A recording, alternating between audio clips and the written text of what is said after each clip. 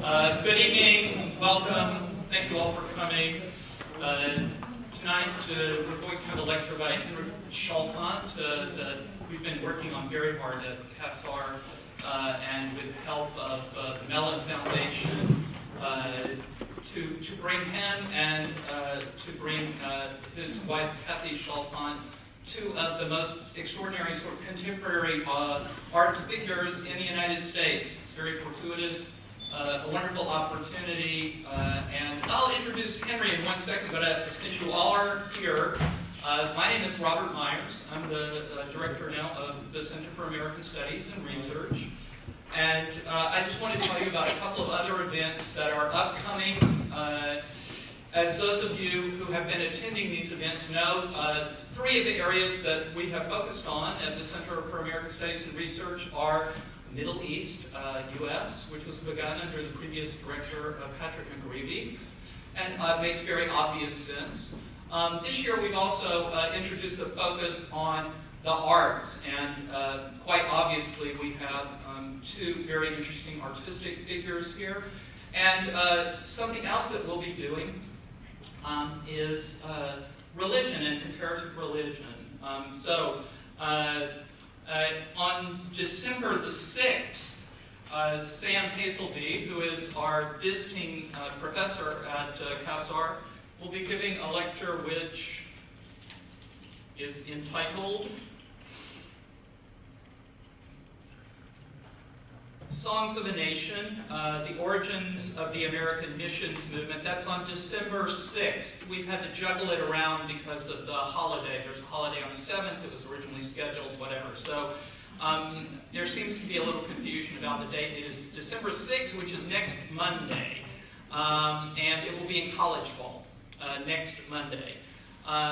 Day after tomorrow, Kathy Chalfant will give a talk entitled Adventures Theatrical and Political, and sometimes both.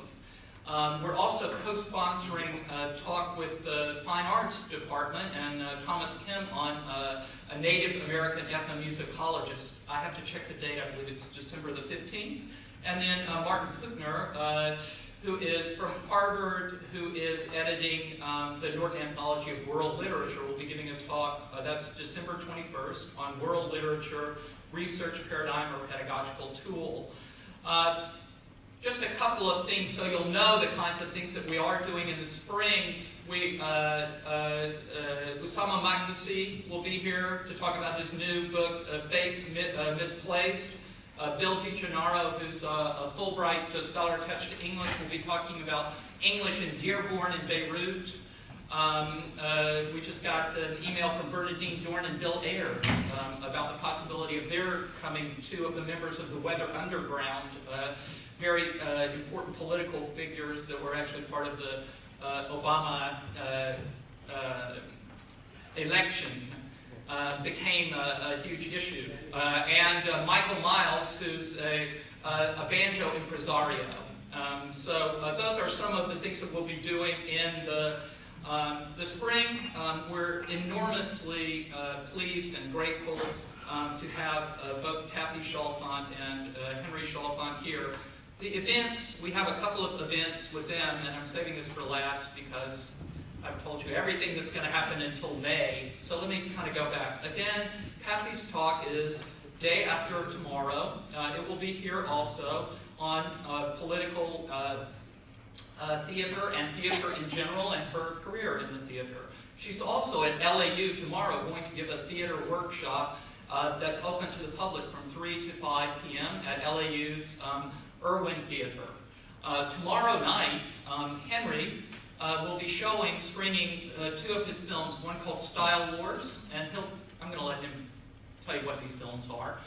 Style Wars, and the other is called 10 Days on the West Bank.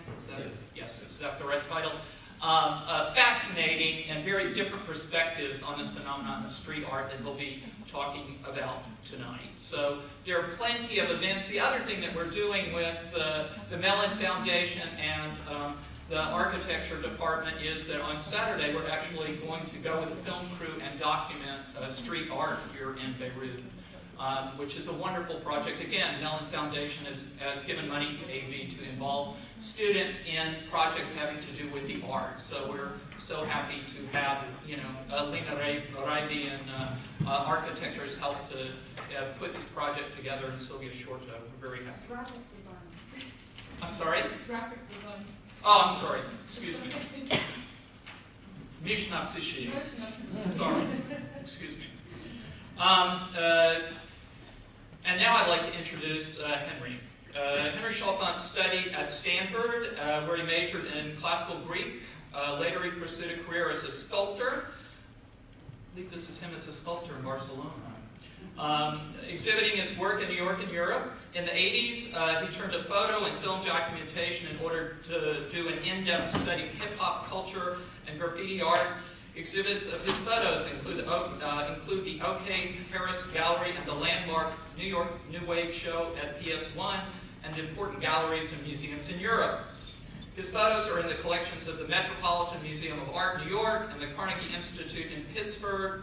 He has co-authored the definitive account of New York graffiti art, Subway Art, 1984, and a sequel on the art form's worldwide diffusion, Spray Can Art, 1987. He co-produced and did the background research and photo documentation for the film Style Wars, first shown on PBS in 1984.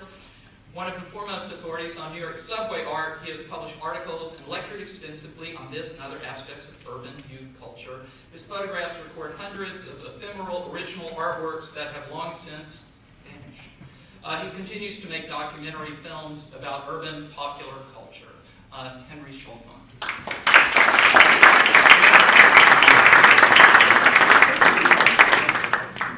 Thank you, Robert. And thank you, CASAR and American University in Beirut for inviting me over. Thank you all for coming. Here, to begin with, is my career as a sculptor. In 1967, we were in Barcelona, and I was studying with a Catalan sculptor. And my wife was pregnant with our first child, as you see from the anatomically correct rotund stomach on the female character there. We decided to move to New York to be at the center of the universe, the art universe, and I, more or less segued into being a modernist sculptor. I was making objects. This is in stone. It's a limestone piece. This is a piece in marble. I was out of place in New York in the 70s doing this kind of sculpture, where the world had moved on and modernism had evolved into deciding that truth to materials was something ordered at the foundry or the quarry and delivered to the gallery ready-made, just a cut slab or something like that, tastefully arranged around the gallery. And if you carved things and made things out of it, you were considered an illusionist. And as we all knew, the death of form was right around the corner. So I was getting bored as a sculptor. And at the same time in New York, in the early 70s when we moved there, there was a phenomenon going on the whoops, yeah. This is the phenomenon when we got there, was the big wave of youth culture before graffiti and before hip-hop was street gangs. And these were the notorious fighting gangs where they battled over territory throughout the city. The film The Warriors was made based on this culture. And it was a real thing. And, urban culture, street culture, and young people are very inventive. And, they had these artistic jackets that they wore with their symbols on it. They organized themselves in little bands of, like modeled after national liberation movements, really, because consider it was 1970, and the Black Panthers and the Young Lords were out there, and the younger kids kind of modeled themselves on that and on the international movements for national liberation. So this was going on, and they were also very scary. There was, mugging was rampant in New York. People in general were afraid of the youth. Along about 1971, there was, a reaction amongst the kids themselves against the terrible violence. and there was a peace movement. And this is a picture of one of the citywide peace meetings that took place at that time. And the gangs more or less disappeared after this, and hip hop emerges as the popular culture form in New York. And what changed about it was that it was a much more peaceful movement. They were sick of the violence, and people could move around the city and get together across many divides, territorial divides, racial and cultural divides, so that black kids and Puerto Rican kids got together, white kids got together in the movement to some degree, and it was a new world. And at that point, we get to the city, and yeah, here is the Ghetto Brothers. This was part of the new world. This gang was a fierce street gang, and now you see their symbol are garbage cans on the back of their shirt, meaning they would go around cleaning up the neighborhood. And of course, graffiti is kind of in its beginning stages there. This being a very early example of it, and it's territorial. It marks the Ghetto Brothers' territory. Much as in Los Angeles, all the way from the 60s, they were marking their territory with gang symbols. This is Chaz Bojorquez as a young man in front of one of his, which I can't read, but it is clearly a territorial thing. New York in the early 70s began with these small tags that people would put up to which they were personal. This was the big difference now between the gang era that preceded it. People put up graffiti which was about themselves.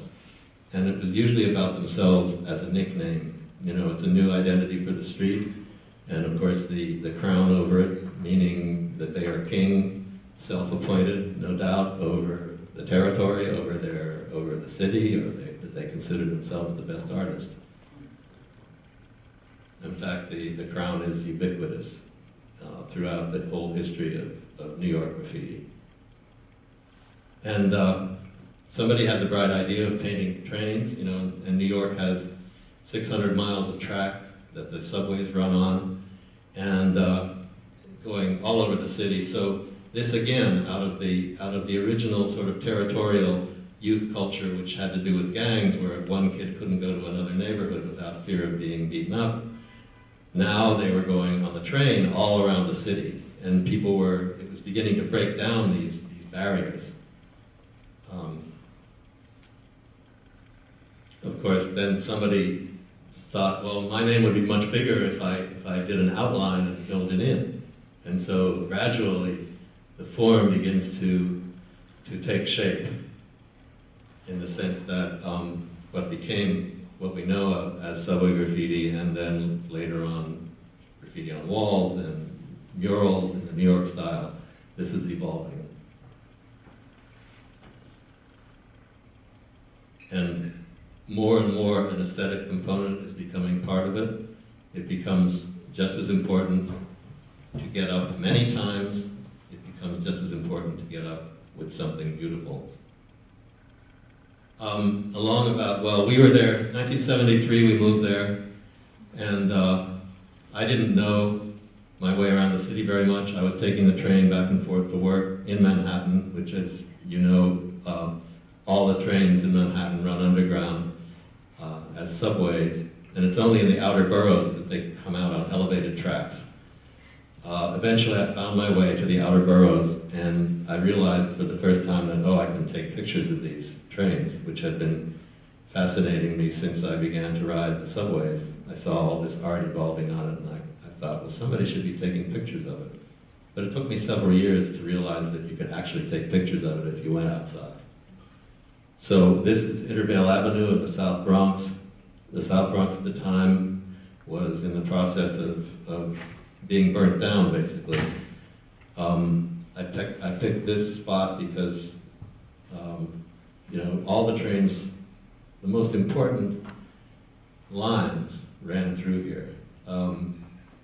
People painted on these lines for a variety of reasons, but one of the main reasons was because it's really the primary line in the city. It runs from Brooklyn to the Bronx, and there are several different numbers that run on here. The two line and the 5 line, and nearby the 4 line went, and there are local trains, the 3 line and the 1 line. So you could just about get everything through here.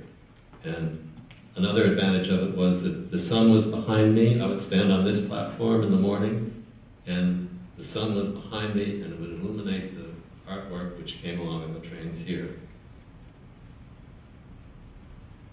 So I began catching pictures like this. Of course, with a 50mm lens, you can't get everything in. So I eventually realized that if I took several pictures and spliced them together, I could get the full car. And this is what I ended up doing. It sort of became my format, where I could get good close-ups of the trains and splice them together in my studio, later on digitally like here, and have a really good view of these works of art. I've been digitalizing them and organizing them and putting them together for the last several years, and I have 800 or so of these painted trains, which, as Robert pointed out, have disappeared long since. Eventually, it was actually about 3 years of my taking pictures before I met an actual graffiti writer. And to get perspective on this, now of course graffiti writers are ubiquitous, as is this form. It's everywhere. And so it doesn't seem like an amazing thing to actually come across an underground culture and actually find your way into it, which is what I did. And one of the reasons why it was so hard for me, and I was always open to the idea, hoping I would meet graffiti writers, because I was curious and wanted to find out more about it. Of course, they saw me as a middle-aged white man, and therefore probably a cop. And so they didn't like come out and want to meet me. They said, watch out for that guy. Who knows what he's up to. So eventually, somebody also taking pictures on the platform, it was inevitable that we should just go and speak. And he said, I showed him pictures that I had taken. He was somewhat trusting. He said, if you want to meet everybody who does this, there's a bench, a particular station in the system where everybody goes after school. And so that was 149th Street in the South Bronx, right here. I went there, and indeed I found a number of artists whose work I had already documented. So that, for me, was my ticket inside. They continued to be suspicious of, I was just waiting to have the greatest bust of all as a cop, after getting to know everybody and then gathering them all together in one spot and then calling in reinforcements. But that never happened. So I gained their trust, and we had this arrangement, this relationship, which was based on my documenting their work, and they would give me in turn information, and it was a very useful relationship.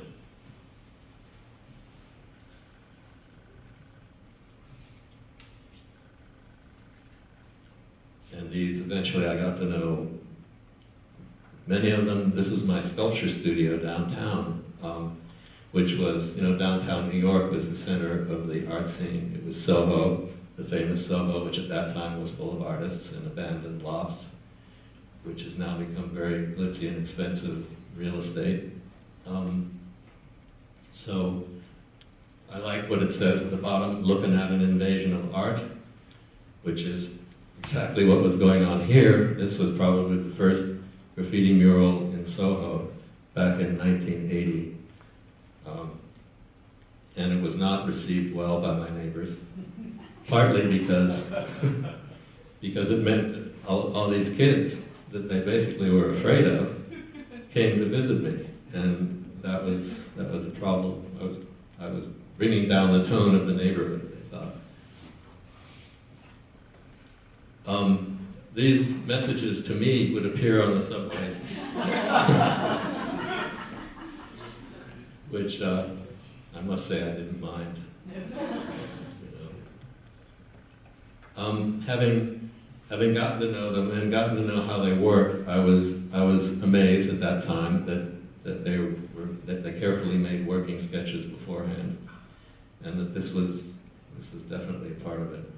You can see how careful. This is the artist's name is Cos, C-O-S, and they used the character, which is kind of a self-portrait, in the middle to take the place of the O.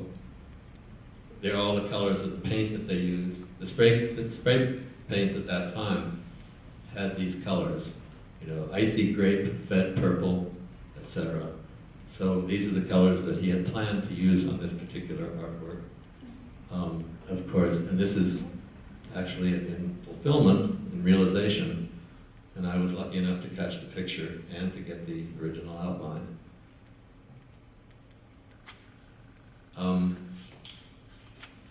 I had to go into the places where they painted, which was not something I really wanted to do, but I knew I had to do it, partly because as I sort of had appointed myself as anthropologist, and therefore I had to really study every aspect of the culture.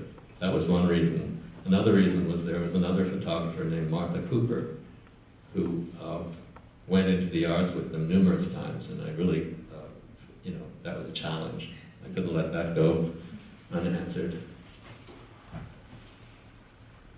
So this was in an outdoor yard where the trains were stored in Brooklyn. At that time, the yards were only surrounded by a chain link fence, which was easy to cut a hole into and easy to get in and out. That's no longer possible. In fact, about five years after this photo was taken, it was impossible to get in with such ease. This particular night, we did get chased by workers who were carrying pipes, and we ran out as fast as we could. We went to another place that same night in a tunnel underground, and I was given a spray can and told to say, "Here you go, give it a shot." So somebody was nice enough to do an outline for me, and I filled it in. But you can see, perhaps from the expression of my face, that I'm kind of overwhelmed with fear. It was scary to go in there, into the tunnels, and to crawl under the trains. Maybe this was parked 6 rows in. So we had to crawl under the trains, which means crawling over the third rail, which has only a board loosely sitting on top of the third rail. And then there are parts of the train which are as live with voltage as the third rail is. So you had to avoid these things as you crawled under it and over the rail and under the next train. So I did this very few times just to have the experience, and I survived. But just, that these kids do that, or were doing that at the time, this was part of the thing which made it, of course, attractive and exciting to them. And the fact that the police might chase them or the workers chase them. To have done something on the outside of the, to have accomplished a piece on the trains meant that you went through all this. So it was kind of a badge of honor for the kids.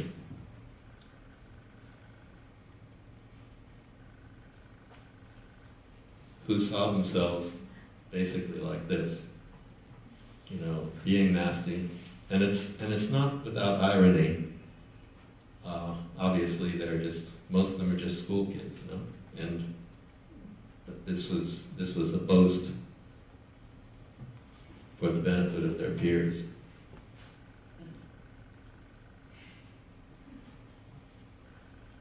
Criminals invading again.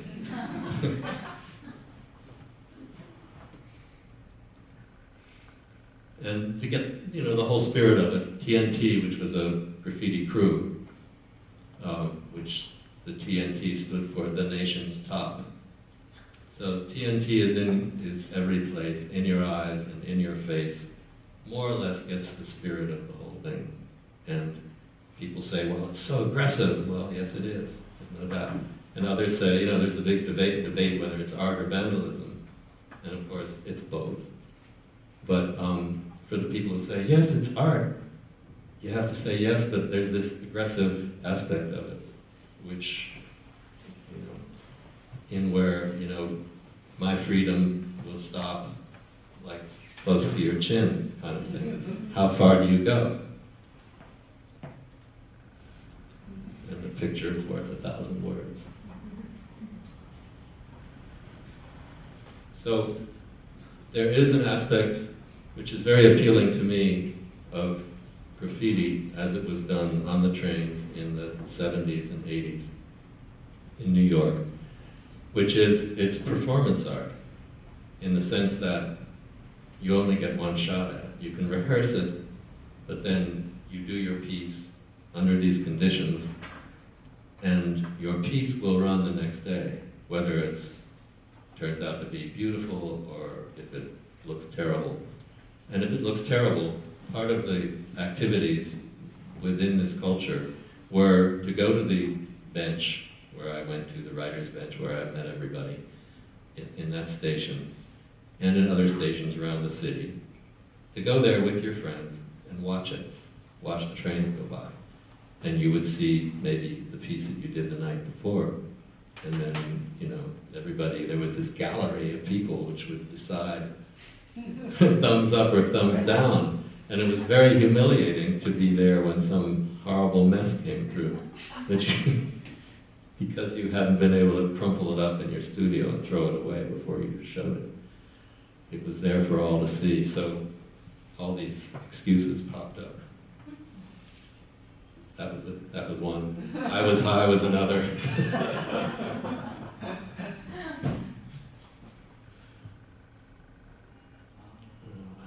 Yeah, just a good piece by somebody named Terrible T-Kid.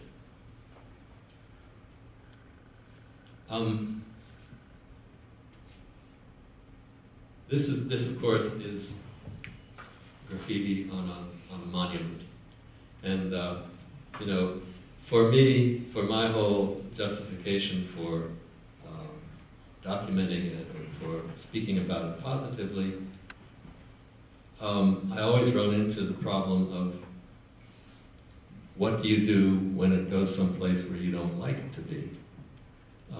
Here, granted, this is in a part of New York, which basically the city, because of many reasons of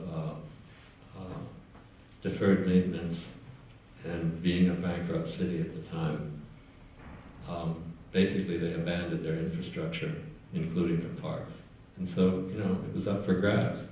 When you see this, which is sort of the typical South Bronx scene, where the trains ran, where the people lived, where they could, you notice all the buildings there, the windows are vacant, they're abandoned, and the buildings here have been bulldozed, burned and bulldozed.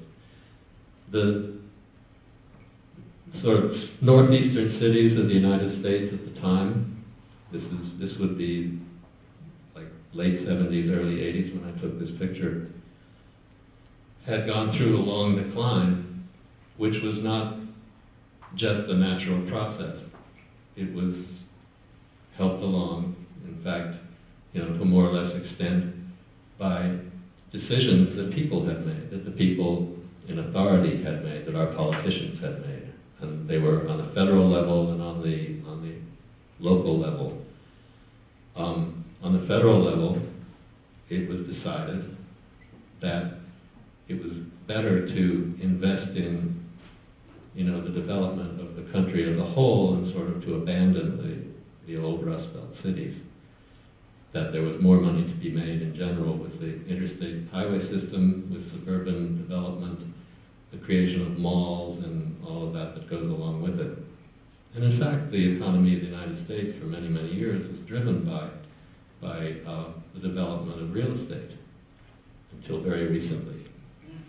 And so this was going on, and on the urban level, this is the South Bronx. One of the things which helped to kill it was a big highway plan that Robert Moses was developing. Robert Moses was was in charge of the Port Authority of New York and New Jersey, and in that position he had a great deal of power over city planning. And his plan was to punch huge superhighways through densely populated old neighborhoods like the Bronx, which were viable neighborhoods in the 60s, 50s, and before. It took 10 years to build the Cross Bronx Expressway, which divided the neighborhood into people in the south part couldn't really go to where they used to shop, where they used to go to the library, and basically they left. And they left also because there was this gigantic, noisy, dusty, rat-inspiring project going on in their midst. So that's one reason why the Bronx was abandoned. And landlords were left holding the bag. They had these buildings that they couldn't sell. They milked them as long as they could with ever lower prices for their apartments, rentals. And when they couldn't get any more out of them, they would hire some, gang kids to torch the place, arson. They burned their buildings and they got their insurance out of it. It's not coincidental that the 1982 was the year that the no-fault insurance rule was abandoned, and that same year the fires more or less stopped. So that's what was going on here. And when people, at this time there was a big campaign against graffiti, of course, and there was a whole notion that it was a terrible crime.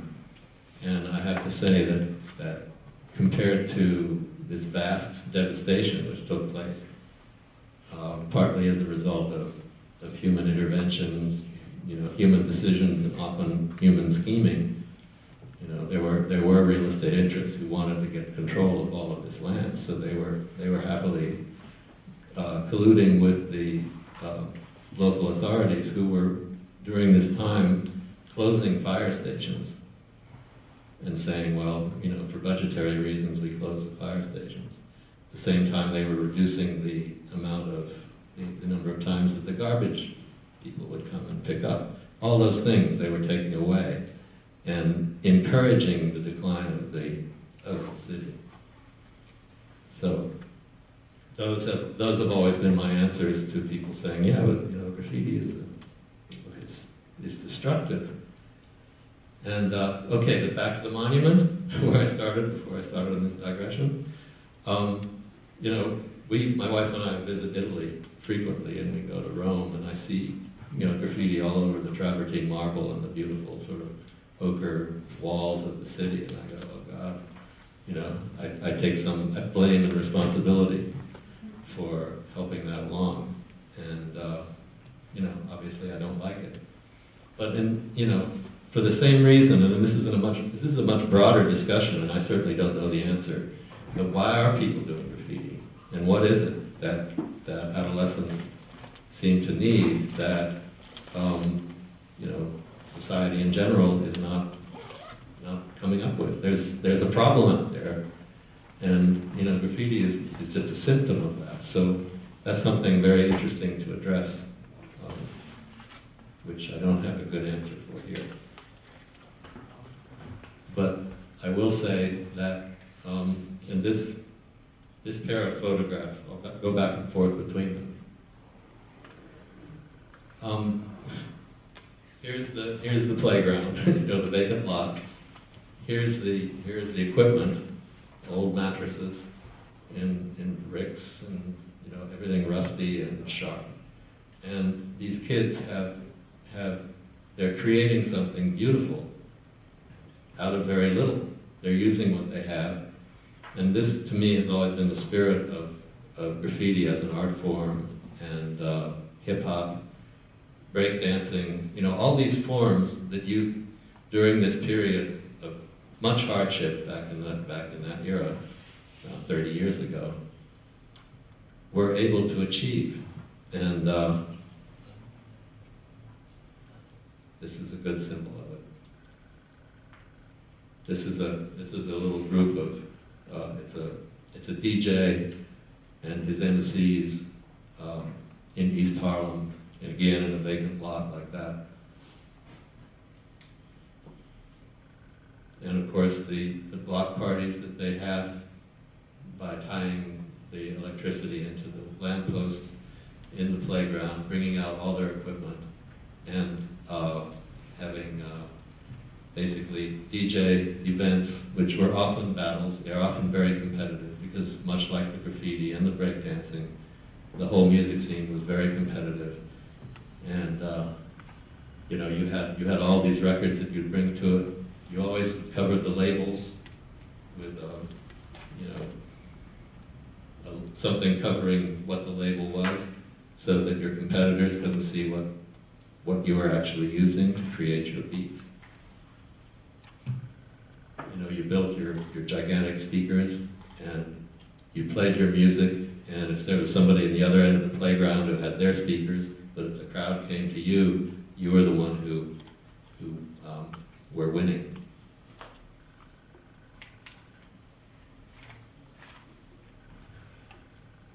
And of course, you know, breakdancing is highly competitive sport.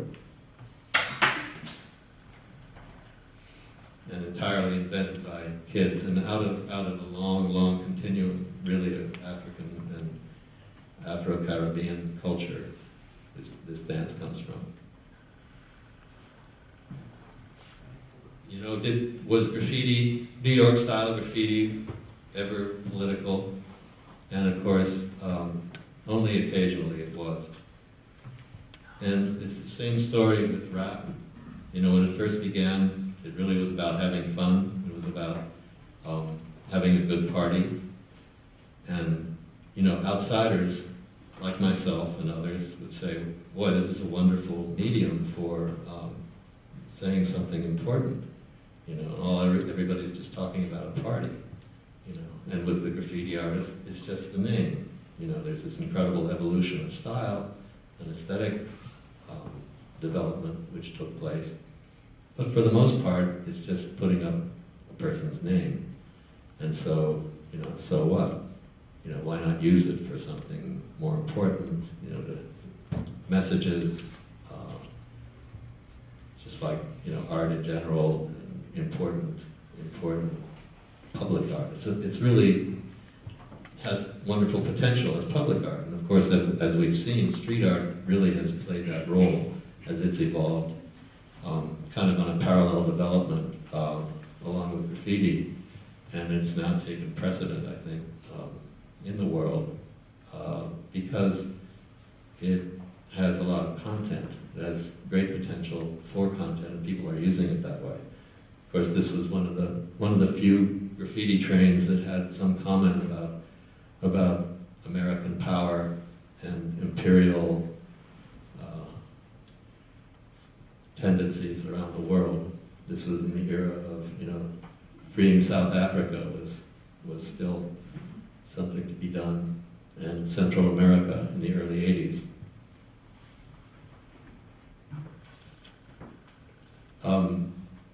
This was during the second Iraq War, during the George W. Bush War. There were a few murals that came up, even in the United States, I'll say. Stop the war. This was one that was commenting on drug addiction in the city. You can't see it very well, but those little figures starting from the right side are shooting up and nodding out with drugs, collapsing sick. Up to the left side, there's somebody reaching, triumphantly pointing at this BMX biker. And the BMX, you know, is a very skillful sport to master all the moves you know, that you can do with these bikes. And he's in a gas mask in a toxic environment, but leaping over it all, prevailing. So There's one of that mural is by Lee Quinones, who was one of the great graffiti artists from the 70s and 80s. And he still has a career as a fine artist. This is another one of his pieces. It's a helicopter, an American helicopter in Southeast Asia. And they would have an art show on the siding in these communities. And one year they invited me to curate an exhibit on the outside of these trains with New York graffiti artists. This is about 1986, I think. So I gathered together about 8 talented graffiti artists to come and do this. And the director of the museum came to me, and I've got this backwards, excuse me. All right, the director of the museum came to me, and he said, "You have to tell the artist that he can't depict a spray can." And I said, "I don't understand." Why? He said, "Well, he said, children, schools are going to visit these exhibitions as they go around the country. We can't have children seeing that." And I said, "That's crazy." I said, I'm not gonna do that. I'm not going to tell the artist to take it out." But he took it upon himself to ask the artist to remove the can, this terrible symbol, from the painting. And he complied. But this, this brings up to me, it seems to me there's this big debate amongst graffiti artists, always has been, from the moment that the commercial aspect came into play. About 1980, the art world finally got, postmodernism came into being. The modernism was dead, and now you were going to be able to look at art by children, outsider art, all sorts of other manifestations, which were much more expressive than what had been taking place during late modernism with its minimalism and conceptual art. So this kind of thing, the debate started to take place among graffiti writers that if you did legal art, or with permission, you were a sellout. And the only valuable, that it wasn't any more graffiti, the only valuable art to be done was illegal. You choose your spot, you do it when you want to. Nobody tells you what to do. So my answer to that, along with this picture, is to say, well, there's another level at which you're going to have to fight. And this is the one sort of universal level of freedom of expression and of negotiation with authorities, with other people that have their interests too, and working it out that way. This is a new playing field. So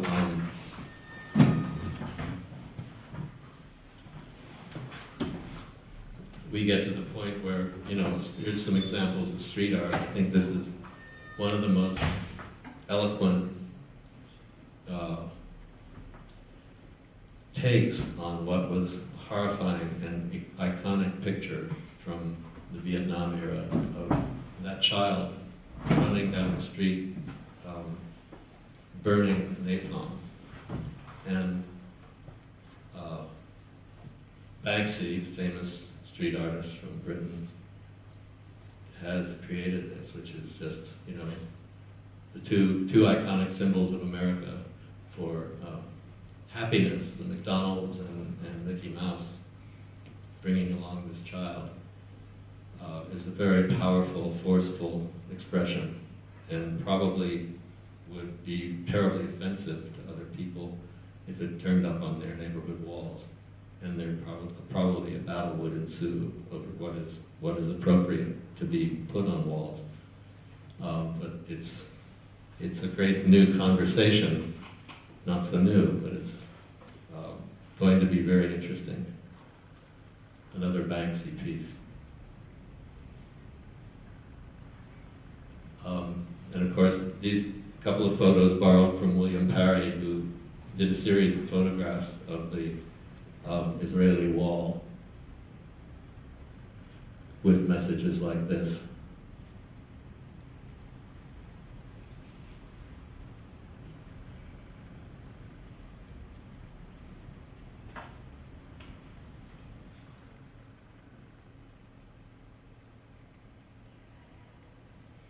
So I'm very, the more, to me, after 30 years of looking at graffiti with people's names, I'm finally unable to even see it. It blurs together in my vision. I'm very excited about the development that is taking place, that street art is becoming much more and more prominent. And a lot of graffiti artists who started out writing their names now are incorporating thoughts, feelings, and messages in their work. And there's Chaz Bohorquist I showed at the beginning as a young man. He's still at it. I was in Albuquerque a couple of months ago participating in a street art event, and he was there. That's him from the 60s. But one of the wonderful developments that I was,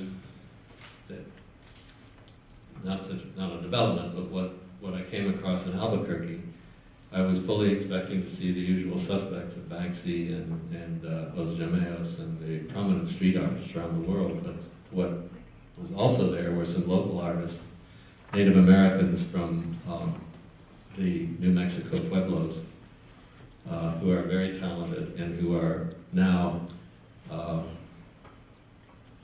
presenting their own culture through this form of expression, which is very exciting to see.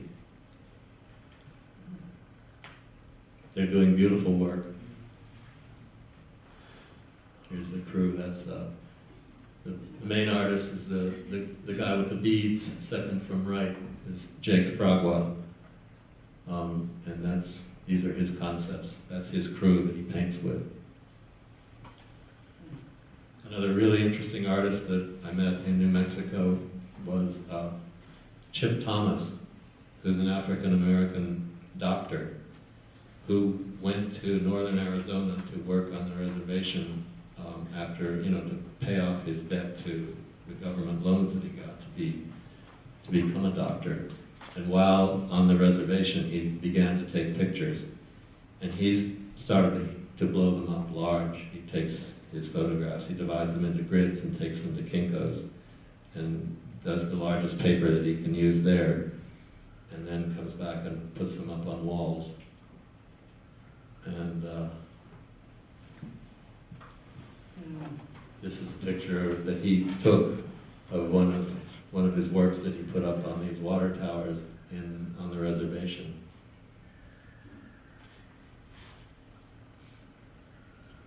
Now, just 2 weeks ago, I was in Birmingham and in Coventry in the UK. I was invited to come there by an artist named Muhammad Ali, Aerosol Arabic, and he is a young man from. His parents were from South Asia, and he was born in the UK and grew up there. But he started out writing graffiti as a kid and has evolved into a mural artist. That's him. So as he states here, one of his inspirations is Malcolm X, and another is Gandhi. And he wants to. The Malcolm X part is for resistance and for people in marginal communities to stand up and be heard.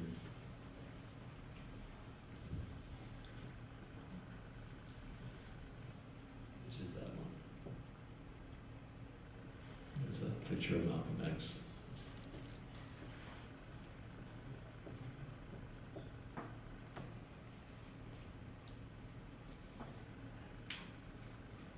And these are some examples of the work that he'd done in Birmingham.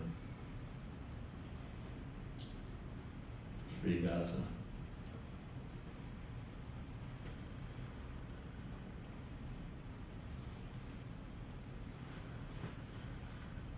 So, at this point, if anybody has any questions, I'd like to, I put together a little 20-minute video while I was in Birmingham with Muhammad Ali, going around and talking with him, and he has some interesting things to say, and I'd like to show that. I would also like to entertain some questions at this point, if you all have any, before going on to the video. Yeah. Yeah, Okay. we have a mic here that Good. can Good. circulate. Yeah. And I'll shout. No, I guess you'll bring it back. We only have one mic. Yeah. Okay. Jenny will get lots of extras. But I can also move closer. Hello. Is this working? First of all, thank you very much. Really interesting. One of the things that strikes me, especially the first series that you showed of just the trains. I was in New York in the late 70s and early 80s, and I'm sure I saw those trains, but I never saw those trains. Yeah. In the sense that all I saw was mess. You know, you went down to the subway and it was just chaos, and it was, you know, it was crazy. And there's the process in which your photographs distill out the art of it. So, you know, I saw that, but I didn't see that as a whole. You framed it in a particular way. Yeah. And that's, in a sense, what turns it, that's what makes, I think, all of us here able to look at it and say, wow, that's fantastic. Whereas had we been there at the time, we would have said, oh, that's, you know, well, why do these kids do that kind of vandalism? So I think part of the question is, did you have that sort of global and framed vision right from the start, or did the photographs surprise even you once you had taken them? Okay, Jenny, you can give him the mic back. Sorry, I think I've left the mic. Usually we have a couple. Sorry. I think I was, as a newcomer to New York, I wasn't jaded, and I think that I was able to filter out a lot of the very, and the bad stuff didn't bother me, because New York at the time was exciting largely because it was chaotic and a mess, and anything would happen in a day. And sometimes it was dangerous, but you always had the sense that on any given day, you didn't know what was going to happen. And that was part of it.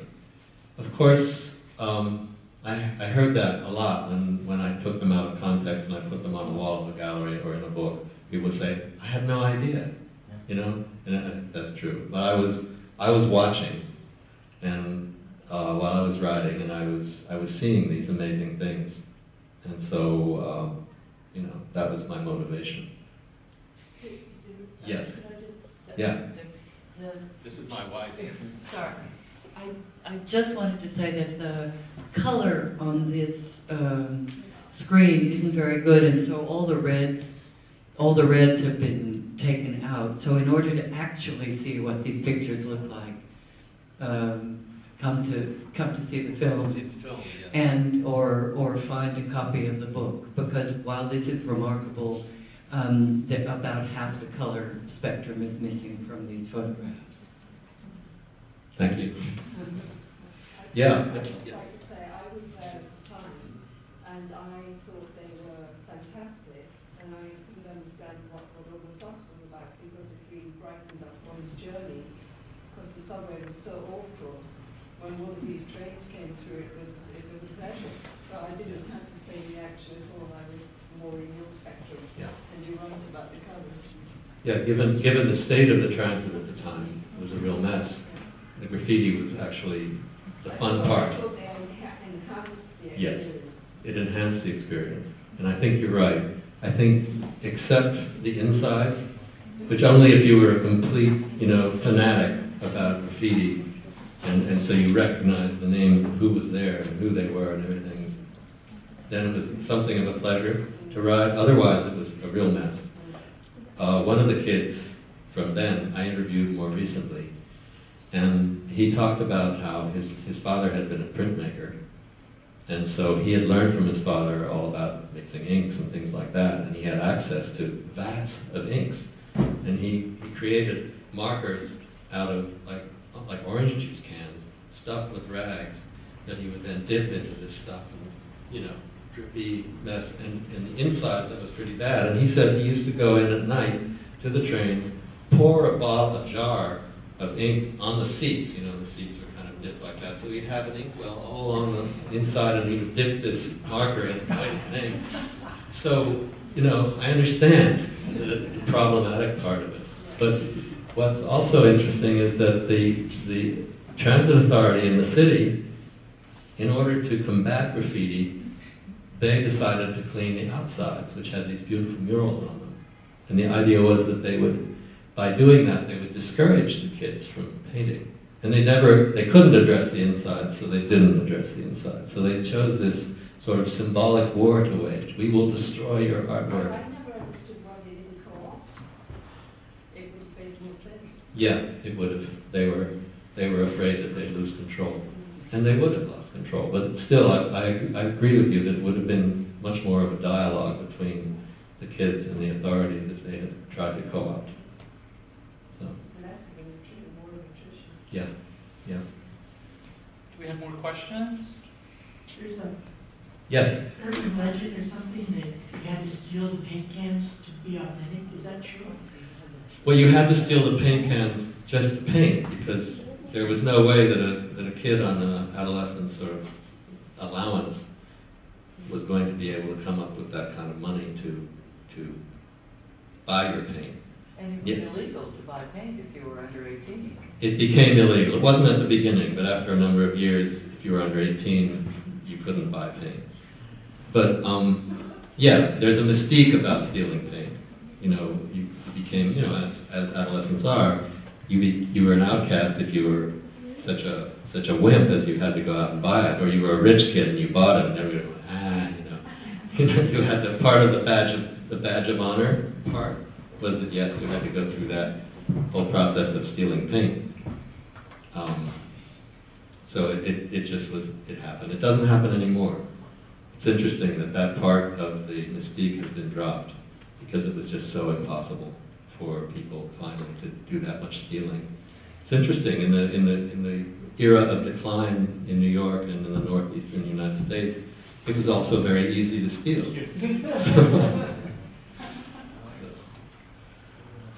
Yes.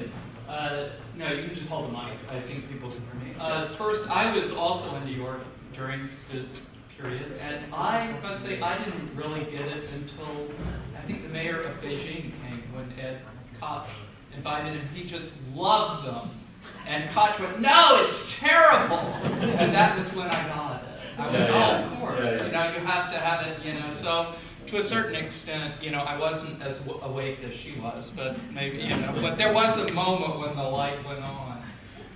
The question I have has to do with there was one of the political pieces flashed quickly that reminded me a little bit of Diego Rivera. And one thing that's always fascinated me about the relationship between Frida Kahlo and Diego Rivera is that he painted for the future, for utopia and these big political things, and she painted her body herself, and he's virtually forgotten. People don't really even know who he is, I think, certainly, whereas all over the world Frida Kahlo is me, my body and me, or whatever, and I just wonder the extent to which this participates at all in any sort of those traditions, and the Mexican muralists. Mm-hmm. You mean the grand idea and the personal? Yeah. Yeah. I will say this also brings up the issue of women in the graffiti movement, and it was of course a boys' club, very much so. Largely because there are women who did it, and they're rare, because I think in general the whole testosterone thing means that adolescent boys will be testing themselves to do crazy, dangerous things, and not so much women. And it was problematic for girls to go in with a crew late at night, and we'd have to, and the ones who did it, they say quite frankly, yeah, we did it to test our macho side, but it was very dangerous for them in hell, and with these bands of adolescents, it wasn't very safe for them. So. There's your question. Wait, I really haven't addressed Robert's question sufficiently.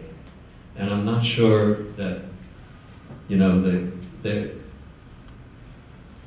in something which was always about the name, that's the dichotomy. Do you do your name, or do you do scenery and messages and things like that? And about a handful of maybe 4 artists from this graffiti scene ever did anything more ambitious.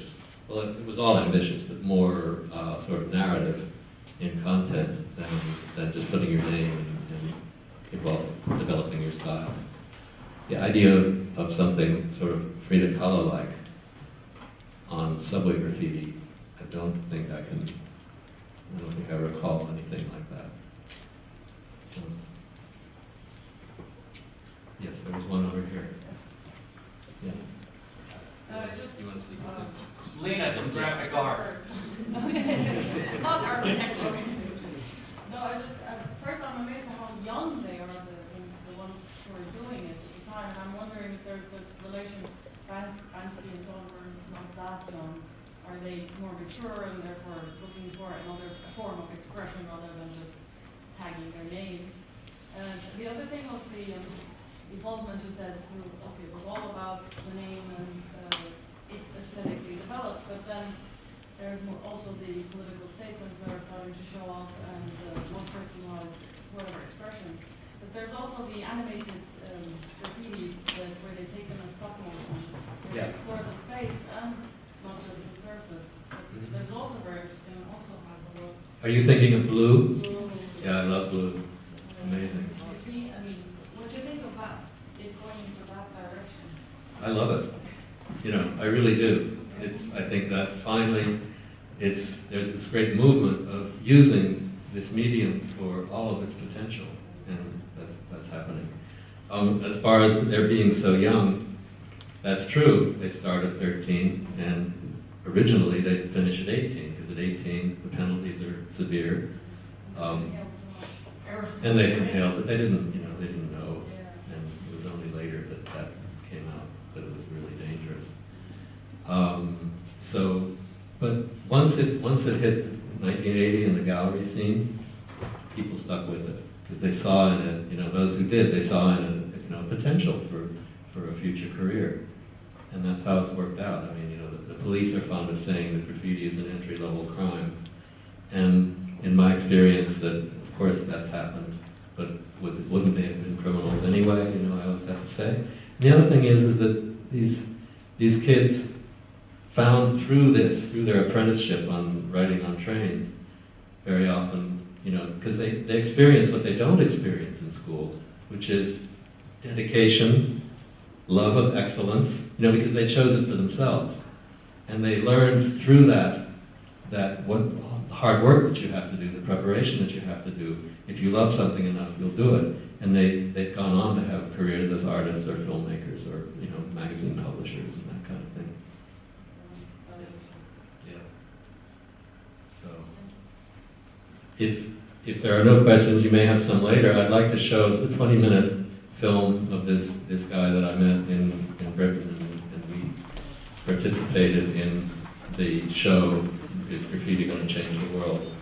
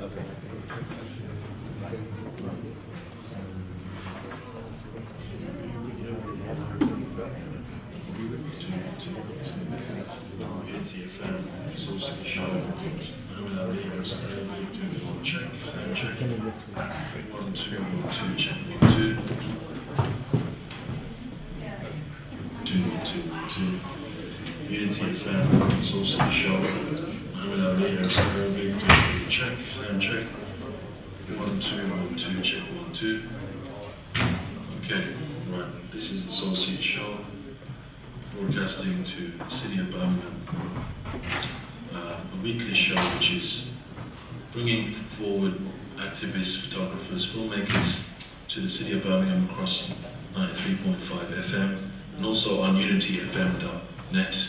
You can hear the show. And my name is Muhammad Ali, Harrison Arabic. So Birmingham's your home. That's right, yeah. Certainly has, yeah. You know, I was born and raised in the city of Birmingham. Britain's second city.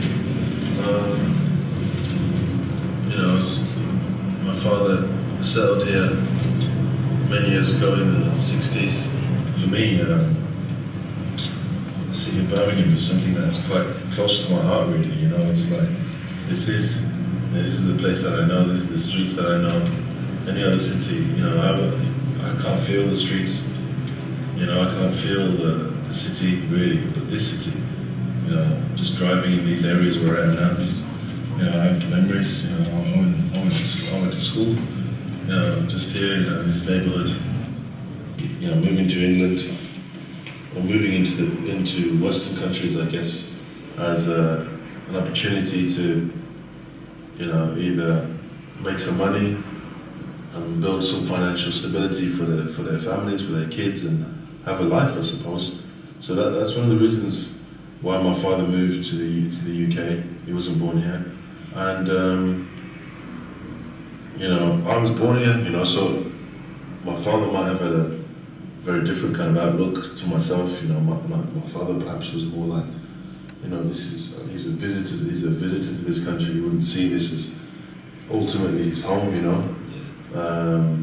Whereas me, you know, I was born and raised here. I mean, we'd go for kind of family trips back to the homeland, you know, this whole thing. But for me, this is home. You know, I don't know anywhere else really.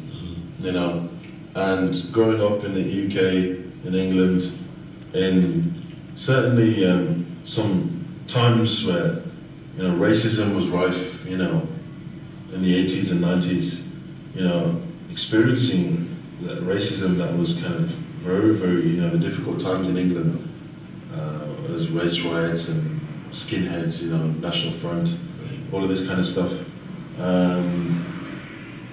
But, you know, having gone through that, and obviously now things are much better in some ways in terms of racism. You know, you won't get spat at on the street, you won't get sworn at openly like you would have, like I remember when I was a kid.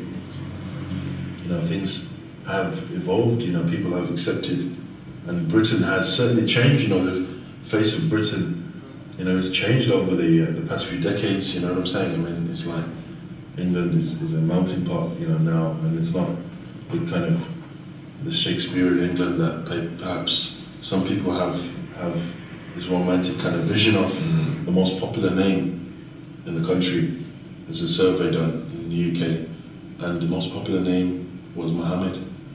You know? Yeah. Not John or Joe. Yeah, it used to be Jack. Jack was number one. Yeah. But Jack got knocked off, yeah. And now Jackie's gone, and now Mohammed's number one.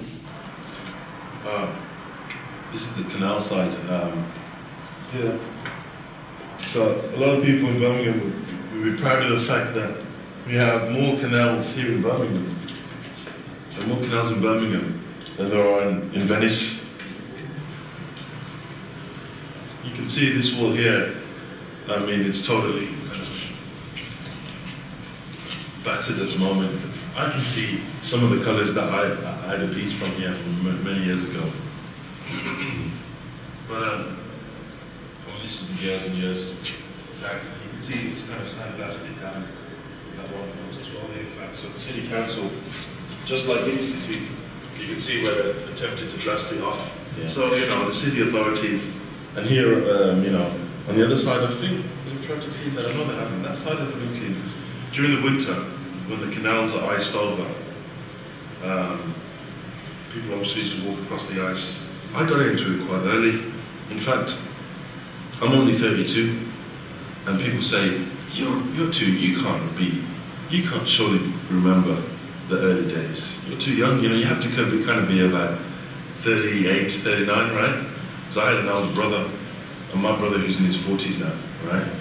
He was the one who rushed out to buy Subway Art, and I was probably 7 or 8 years old, maybe 7 years old, 6, something like that. But I still remember 6, 7 years old. My brother, this book, getting into graffiti hardcore. You know, he got into graffiti. I remember the police knocking on the door and saying, "Come, you know." They found out and then give him some paint and then made him paint it out. You know, but this is the old days where now you just get arrested and you'd be locked up and you've had some kind of criminal charge. That's how I got into it as a kind of a little kid, just kind of watching and curiously watching what my brother was doing. And then whenever the book was around somewhere, I'd kind of sneaking and looking, going, "Whoa, look at this." I must have been about 11 years old, 9, 10, 11 years old, something like that, where I was actually going around and kind of putting up, you know, my name and things in places, you know, only in the local kind of neighborhood in the park or whatever. Yeah, so it all started off really as a kind of an obsession, just watching my brother, and then you just have a normal job and whatever. And I'd say the majority of people that was the case. I think everybody could say, "Yeah, I remember graffiti, we used to do it." But how many people say, you know, "I still do it in 2010, you know?" And it is that minority, I think, the people who kind of the hardcore who said, you know, we couldn't shake it off. This became our lives, and it still is our lives. In about 5 seconds, about 5 seconds, you should have it. After this building, there's another building, and then there's an open space. I'll slow down for you. Okay, here we go.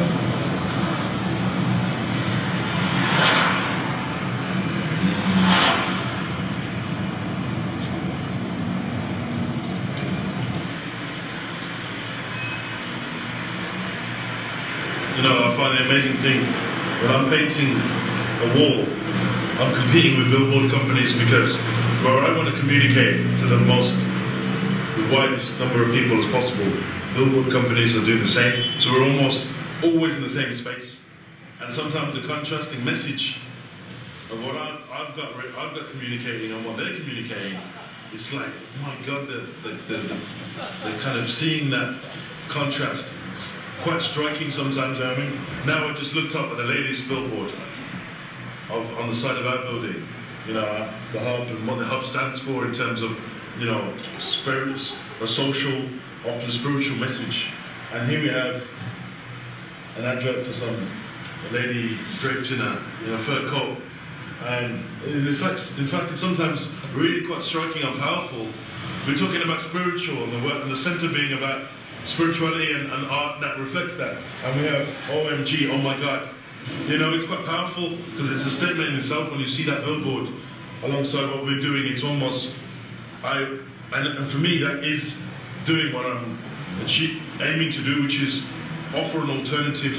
So you have that billboard message saying, have this lovely fur coat, or this latest aftershave, and you know, the latest PlayStation game.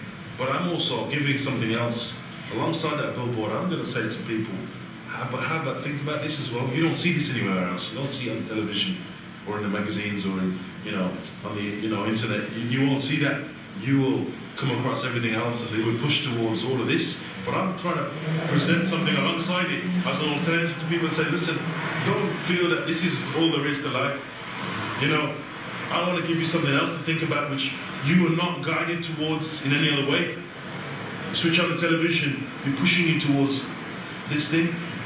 Well, I'm saying, no, look guys, have you thought about this? Have you thought about death? Have you thought about freedom and justice and people who are dying on the other side of the world? People are suffering. People can't even get a glass of water that you can just turn the tap. There's one reason, very, very, very simple for me. There's one reason why I stopped illegal graffiti. And I'd be still doing it today otherwise. And it isn't because it's against the law. Yeah, maybe that has something to do with it. Maybe. I've stopped for one reason alone. The law and the punishments and the penalties for graffiti couldn't stop me, and that was not enough to stop me. And like many kids, it wasn't enough. The one thing that stopped me doing it was my religion, my faith. Learning and understanding my religion more so, and becoming absorbed and more guided in life by the principles of Islam as a religion, I realized that as someone who believes in my Creator and lived a life as a Muslim, I realized it's not allowed for me to do so even in the eyes of God. In the Islamic faith, there was saying of the Prophet Muhammad, love for your brother what you wish for yourself, what you love for yourself. And this is echoed in the Christian tradition, love thy neighbor as thyself. It became very simple to me when I started to see tags on the side of kind of my neighbor's home, not my home, but my neighbor was on a corner, so his wall was always getting tagged, and I thought, you gotta love what you love for yourself, what you love for your neighbor. If I can tag a wall and vandalize someone's property and see no problem in that, but then someone does it to your own self, no one would like that. If someone tagged your front door and made your house covered in tags, surely. So it's a very simple principle. This totally, you have to try to be altruistic in the sense that you got to think of your others, and when you start to understand and respect the people, respect your community, respect your society, ultimately I think it comes automatically and organically where you realize, I can't tag that because that's someone's property here. That's another human being that is going to have to come out in the cold with a roller and paint it off. I've seen it. I've seen poor old ladies there with, painting their walls out. And I've driven past and I've thought, my God, look at that poor old lady having to paint the work out. It wasn't the city authorities or whatever. But I saw a poor old lady doing so. And then you think, no, you know what? It's very simple, really. However, when you vandalize city authorities or an ugly factory building or whatever it might be, there's no doubt you think, wow, that's not a big deal. In fact, to be honest, when I was doing it back in the day and I was bombing in that sense, I actually used to see it as a good deed I was doing, because I used to see the ugliest wall in town. I'm putting a bit of colour on there. I would be like, the city authorities don't come out and paint these walls nice and white like they would in some neighbourhoods. And there was tags covered with tags and tags and tags. So I would find the ugliest wall just completely caned with tags, and I would go and I'm doing something, even if it might not be with permission. But I was putting some colour on there because I said, look, you know what? I'm going to decorate the town. If no one else is going to enhance this, I'm going to do that. So in those times, I never really felt like I was doing a bad deed as such, because, for me, real beauty is not something which is inherently beautiful, but something which is ugly, and then you transform the ugliness into beauty. That is real beauty, when you transform something into something beautiful. That's our role, I say, that we want to, or should aim to, transform our society, our condition that we live in, the ugliness that exists in the world, in our gallery itself that we set up.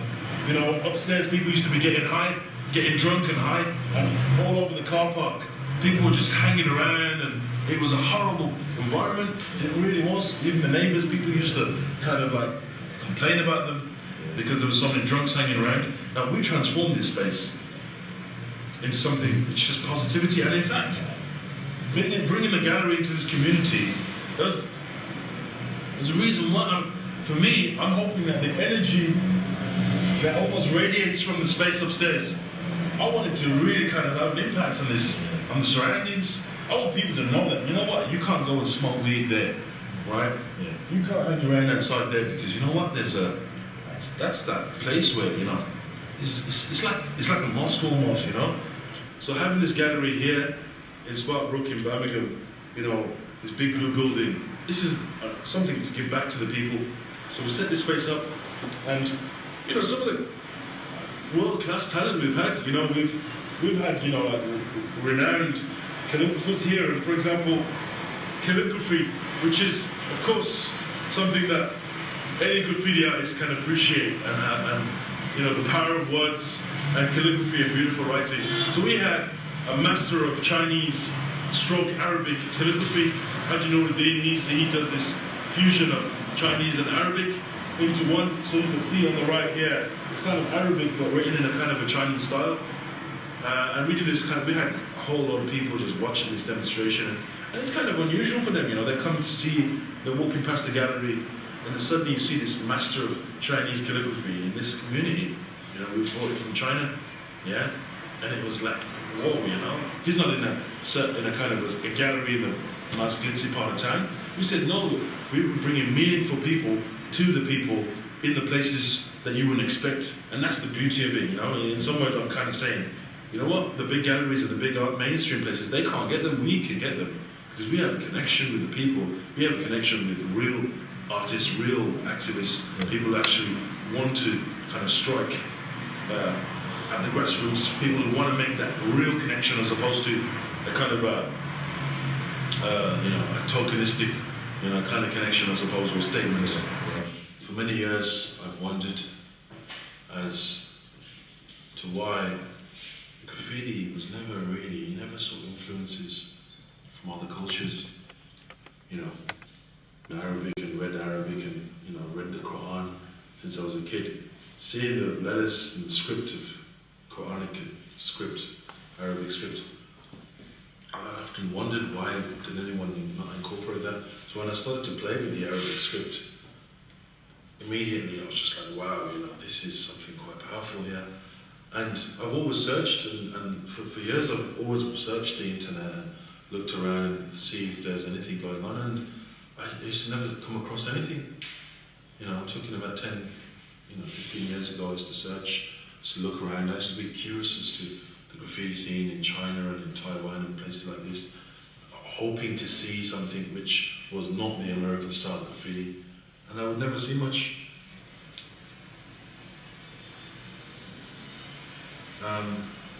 But it is refreshing to see more so recently now that there's a scene in Lebanon, I've been following as well actively. Whenever I hear about people doing graffiti other than they've done in English and using Arabic script, now for me that excites me for sure. It gives me some refreshment that yes, things are changing, things are happening now. People are actually proud of the script and actually doing something relevant to them. When I hear about Palestine and the expressions upon the wall there, I think this is nice to see, not just your typical b-boy characters and the bling that you might see within some of the graffiti in the West. It's refreshing not to see that in the Arab world.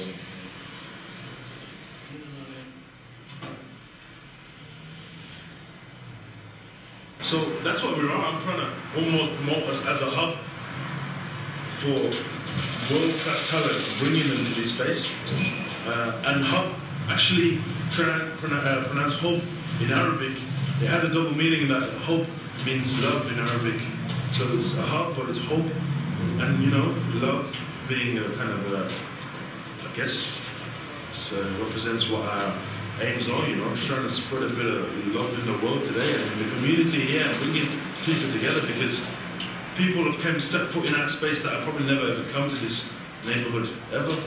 And that's the great thing. How do you really reach out to people and bring people into one space? Shall I explain the cameras on this side to you? I might as well. Oh yes. I read the article, yes. Oh, you saw that, yeah?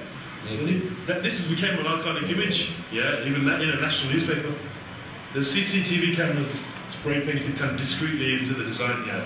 And this really came about because in this very neighborhood where we're standing, it's predominantly Muslim, all different races, Somali, Asian, Arabs, Yemenis. So, unfortunately, the city authorities, there's this big national kind of scandal of how the local police authorities installed £3.2 million worth of CCTV cameras in this area, watching the people. Now, their claim was that it's for crime, reducing crime, but it actually came out that the funding that was allocated for these cameras came from an attempt to try and tackle extremism, terrorism. So, these cameras placed in Muslim neighborhoods to deal with terrorism, there was an outrage both in the Muslim community and in the non-Muslim community that you're spying on a community. This is not going to tackle the problem. This will just, exacerbate the situation, because people feel that they're being spied on because they are of Muslim faith. And these cameras they're everywhere. They hadn't been activated yet, fortunately. And campaigners got together. I sprayed these cameras in. There's this whole protest against it. the surveillance of these cameras, watching the people, eventually the people won because the cameras are coming down. £3.2 million worth of wasted money, right?